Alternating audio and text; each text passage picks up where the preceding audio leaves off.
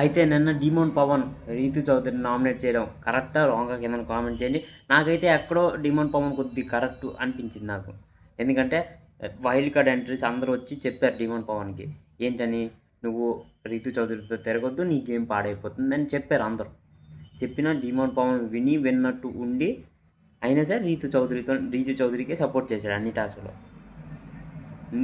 ఇంకోటి ఏం చెప్పాడంటే, సాయిని ఆ రెబల్ టాస్క్ అప్పుడు సాయిని తీనన్నో, నువ్వు ఎలా తీసావు సాయిని అని నామినేట్ చేశాడు అనమాట. నిన్ను ఎవరు నమ్ముతారు ఇప్పుడు, నువ్వు ఎలా సాయిని నామినేట్ చేసావు అంటే అక్కడ డిఫెండ్ చేయలేకపోయింది రీతు చౌదరి. డిమోన్ పవన్ చెప్పిన మాటలకి ఏవి డిఫెండ్ చేయలేకపోయింది. దీని తర్వాత దివ్యది రీతు చౌదరి మాట్లాడుకుందాం.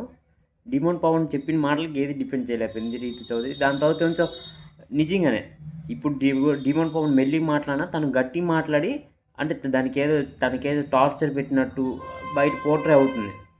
డిమోన్ పవన్ రీతు చౌదరిని టార్చర్ పెట్టినట్టు పోర్ట్రే అవుతుంది. ఇక్కడ నాకు తెలిసి డిమోన్ పవనే కరెక్ట్ రీతు చౌదరి కన్నా.